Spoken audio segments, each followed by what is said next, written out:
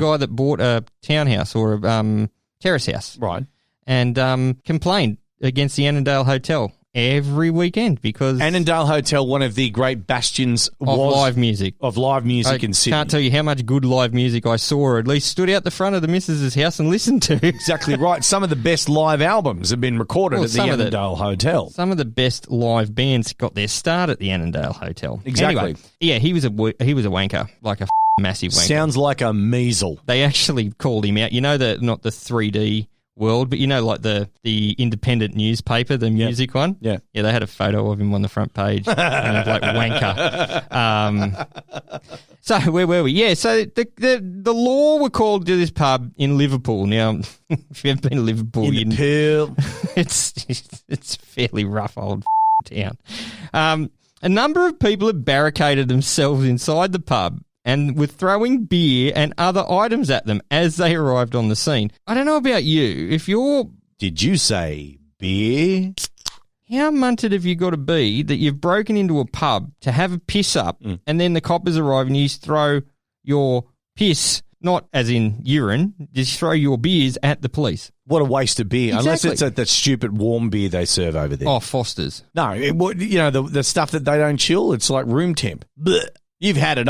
Oh, here we go. I'm getting this look.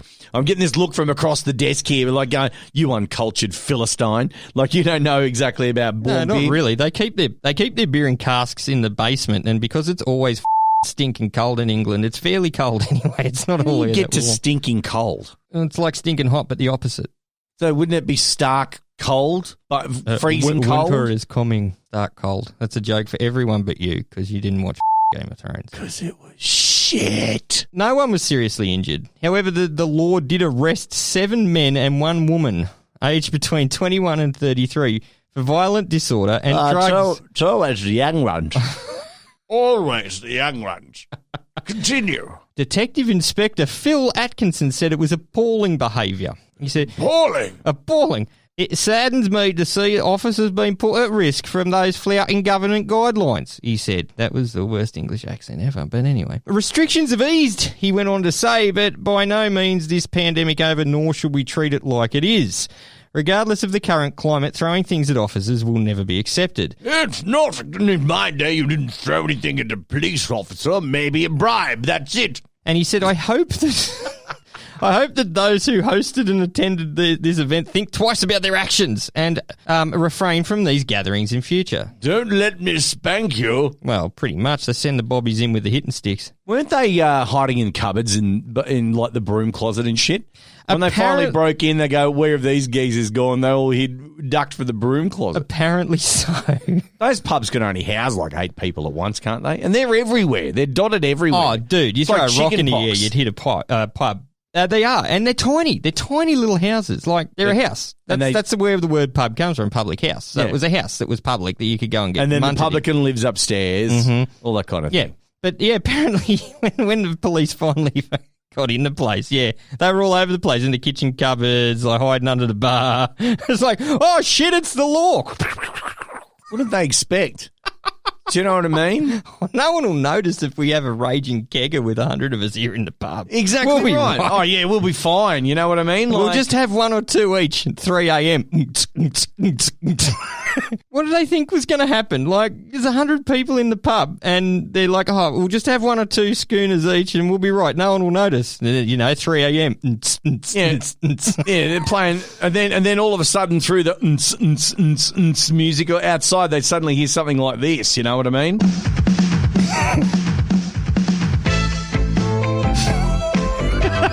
Hey, geezer, open the door. I know you're in there drinking. Come out. Open the door.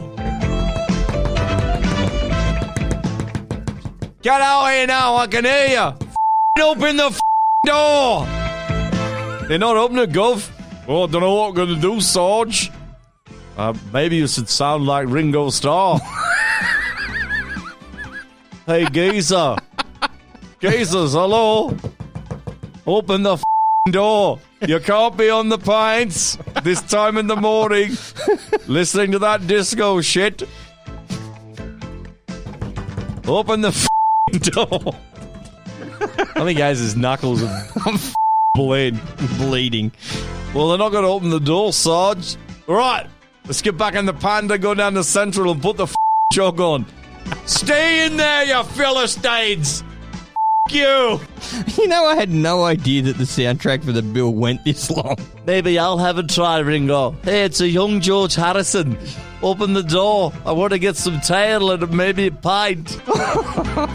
Now, the plot will be coming for us next for thumping this dead horse. Don't call George Harrison a dead horse. He was a musical genius. Well, Ringo Starr wasn't even the best drummer in the Beatles. You, I liked Thomas the Tank Engine. That was a great show. Didn't the Fat Controller die the other day? Yeah, cholesterol. The battle. This is gonna be good. With Benny and Az. Let's end this nonsense. Oh, my God. And you got a double dong episode. Oh, didn't you get some dude in this one? Oh, my God. Listen, we are going to take a little bit of a break. Not long at all. However, though, just enough to recharge the batteries. Don't even get me started on that shit. And we will be back with season number 5. 1, 2, 3, 4, 5. I plead the 5th. We plead the 5th. Listen, we're going to rejig a couple of things in the show. A lot of you have requested that we go back to doing some more anti-ads and all that kind of thing. Sketch comedy. It's a little bit of sketch comedy. Back then, we had a little bit more time to do it, but now not so much. So we're going to employ some writers. We're going to inject some money into the show. What am I talking about? No, we're not. No, we won't. We'll just try and get drunker. We're just going to, well, basically, look, how radio works is that you go, oh, the competition, shit, that's a good idea. I wish I thought of that. And you just steal it anyway. And you just steal it and you just tweak it. And then it's always better on the third rewrite live. That's right. Yeah. That's exactly right. Yeah. It's always better on the third rewrite. We, for example, though, have hit some stumbling blocks. Like you're now Crippy Crip.